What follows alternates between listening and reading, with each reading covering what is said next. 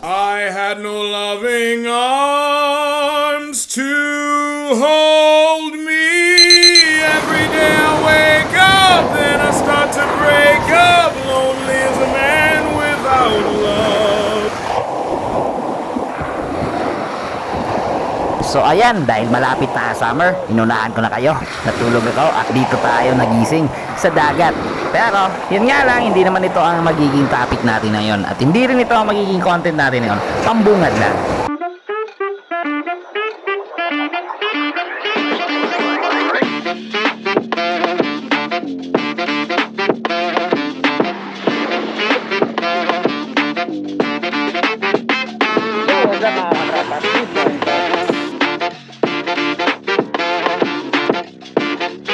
Lalong dre.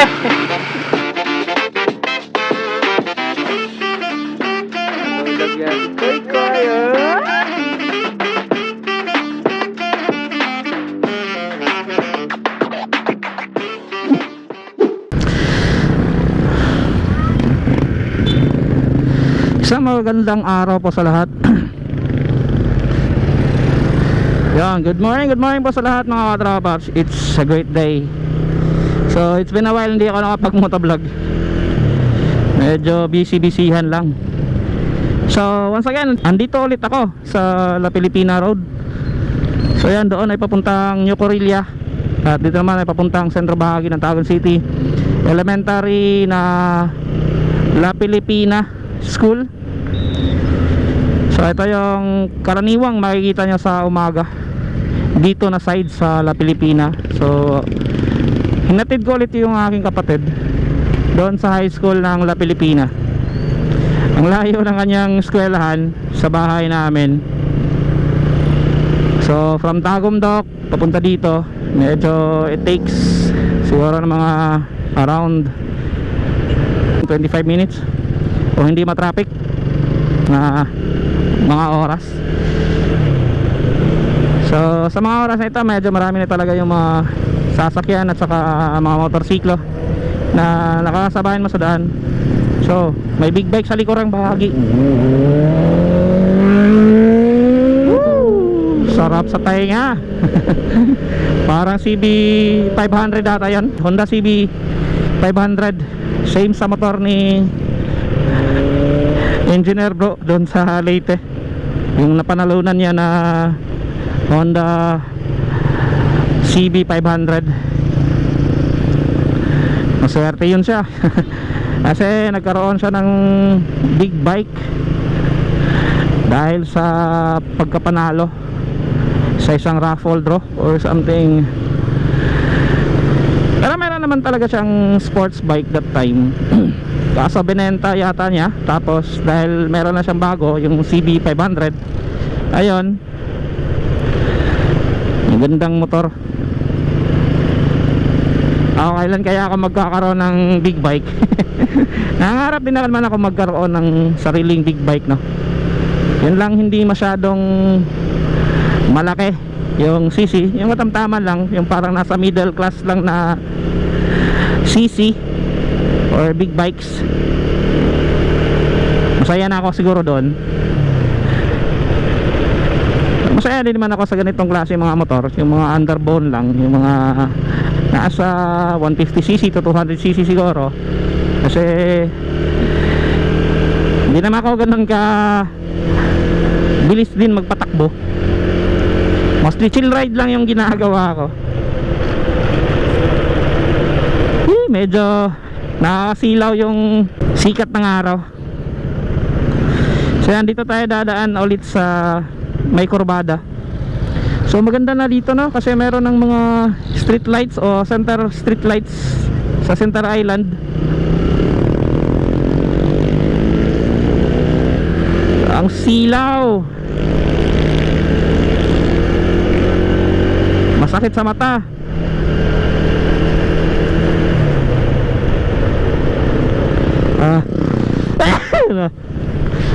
Na-aching ako. Ganon din ba kayo? Pag medyo nasisilawan, talagang na-aching. Ganon kasi ako eh.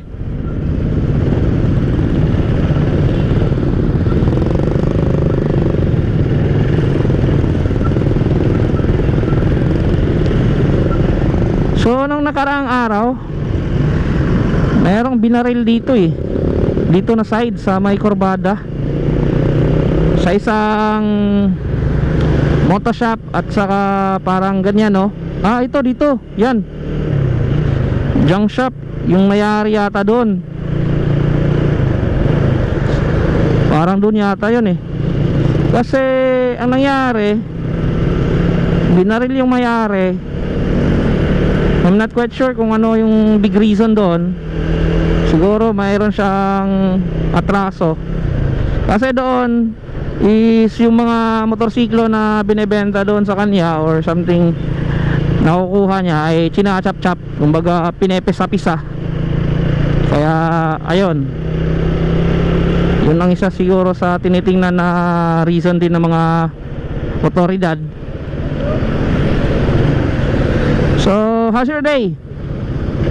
Kumusta? Kumusta kayong lahat dyan? And hopefully nasa mabuting kalagayan kayo. And ayun,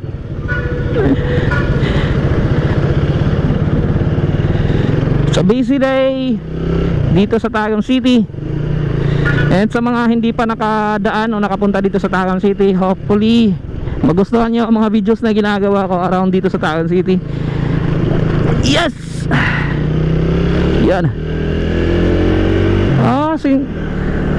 Dinimolish na pala dun. Yan, ito yung makikita nyo sa umagang kay ganda dito sa Tagum City. So dami mga palm trees. Kapag pupunta kayo, yan lang parang palatandaan nyo nandito kayo sa Tagum City. Itong mga palm trees nasa gitna at saka nasa gilid. Kung papasok kayo ng Tagum City, mostly yan po makikita nyo dito sa amin. Especially dito sa mga sa mga national highways. Ang itim ng usok ng van. Grabe. Sakit sa ilong.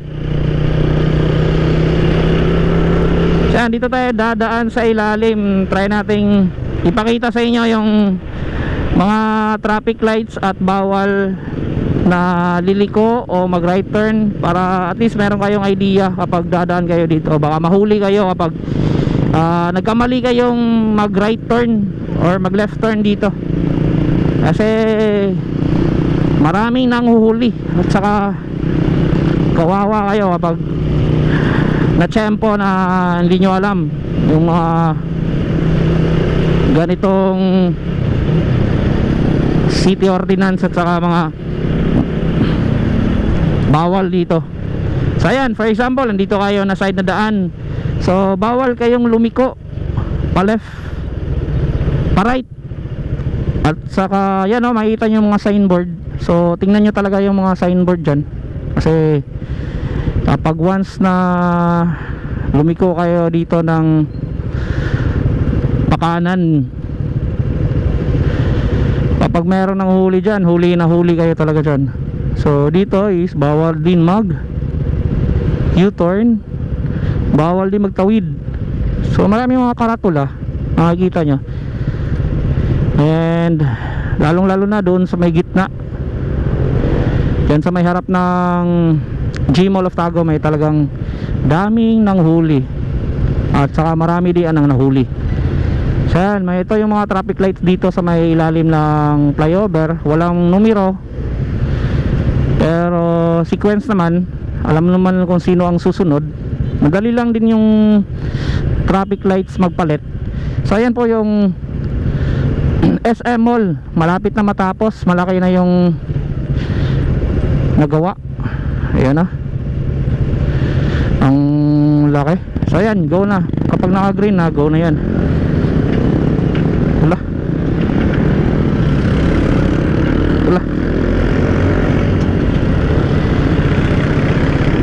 Ika.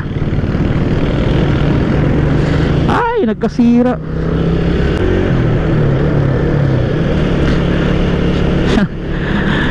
Ay, nako, nagkaroon pa ng problema.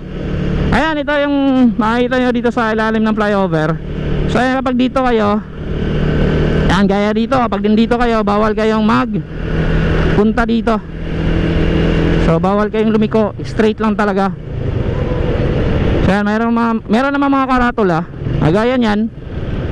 So bawal kayong lumiko pa left side kung dito kayo. Tsaka yun, bawal yung ginawa ni tatay. Pag merong nanghuli dun, ito din oh, may mga karatula na makikita. Yan. So ayan, nakikita nyo meron din mga signage na bawal tumawid. So doon sa kabila pa pwede kasi meron ng mga pedestrian na makikita. Yan, go na. So ingat-ingat kayo kapag dito kayo dadaan sa ilalim ng flyover kasi marami talaga nang uhuli, no? Ito din, meron namang karatula din dito, di ba? So madali naman yang makita. Bawal mag left turn, bawal mag right turn. So kung dito kayo na side, bawal kayo mag change lane. So kung nandito kayo, bawal kayo pumunta doon. O straight lang. Kung nandyan naman yung sa kabila, bawal din kayong lumipat dito sa kabila. So straight lang talaga. So doon na side sa may unahan, wala pang ano doon eh. Hindi pa natatapos yung sa may ilalim ng flyover. So yung Jollibee dito sa may kanto sa highway ay kinukumpuni, pinapaganda. Siguro medyo naapektuhan yan yung nakaraang malalakas na mga lindol. Kaya yan, inayos. Yan, go na. So sa mga hindi pa nakakauwi ng Tagum City, matagal na hindi nakauwi, yung Makulay ay ganyan na po yung situation ng Makulay. Matagal na po yung dinemolish.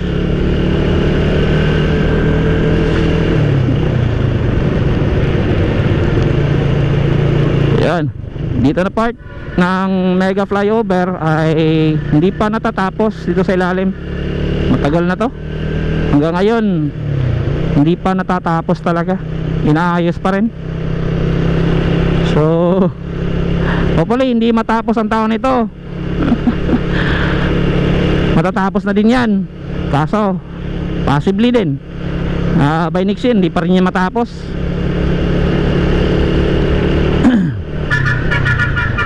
Good morning. Hala, yasyong. Dire-diretso ka lang sa pagliko dito, hindi ka nagtitingin sa likuran. Talagang ma-eyeball ka ng mga bus.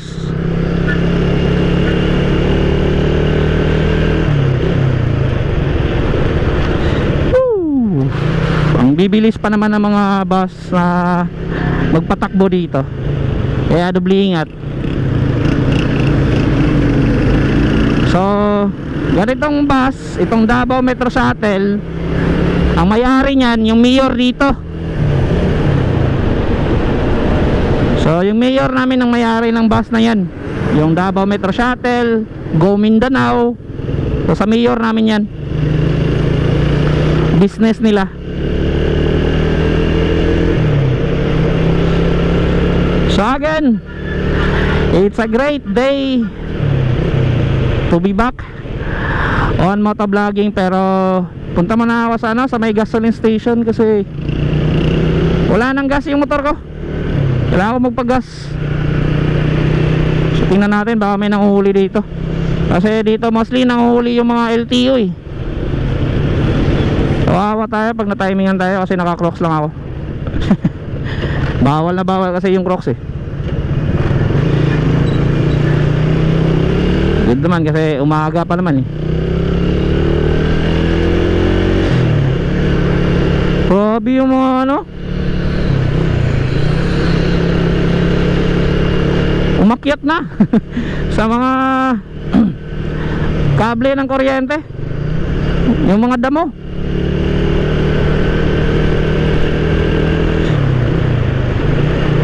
So dati-dati hindi pa ako nagkaroon ng multicab, ito talaga yung pinakagusto ko na magkaroon ako dati, itong multicab na ganito, itong van.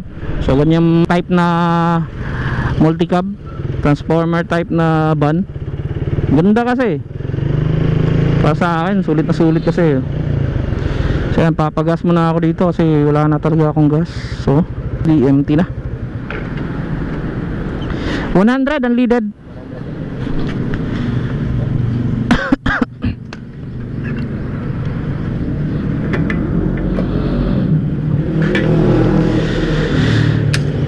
So ayan, dito ako sa GT. So yan yung presyo nila rito sa gasolina. Update. So sa diesel is 53.35 and sa ano naman ako naman ang bayad. Thank you. Sa kanilang unleaded is 54.50 at saka sa premium is 54.55. Yun.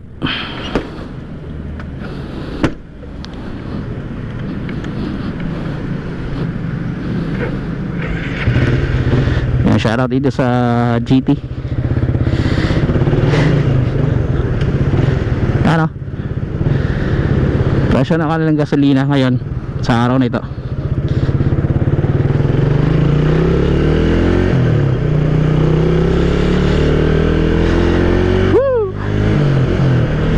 Maganda yung araw. Tsaka sulit na sulit siguro mag long ride. Sarap siguro. Kaso nga lang may bata tayong binabantayan eh. Saka may klase yung anak ko. Hindi ako makapag long ride. Ang tagal ko nang hindi nakapag long ride. Tsaka kailangan ko ding ayusin pa itong motor ko kasi ang dami ng iniinda. Dami ng medyo pinoproblema. So ayan, once again, good morning mga amigo, mga amiga. Hopefully nasa mabuting kalagayan kayo. And as I always say, keep in mind na lagi magdasal bago bumiyahe.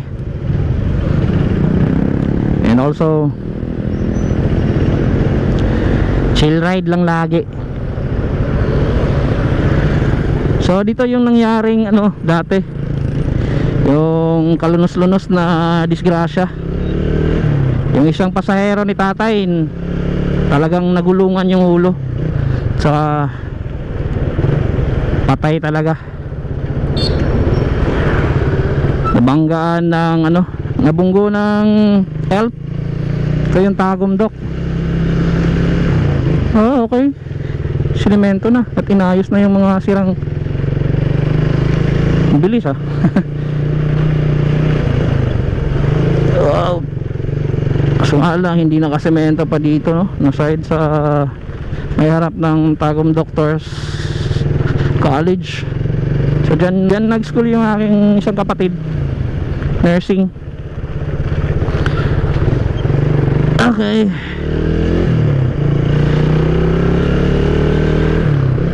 So tinry ko lang konti kung marunong pa ba ako mag raw motovlog. So matagal-tagal na din hindi ako nakapag motovlog. Round up. Goods. Dito na sa bahay. And yun, dahil salamat sa patanaw. Hopefully you like this video. Comment and pakishare na lang din. And follow me for more videos to come. And also pakisubscribe din na aking YouTube channel. And click the bell para updated kayo sa mga bago nating uploads. Good morning. Peace out.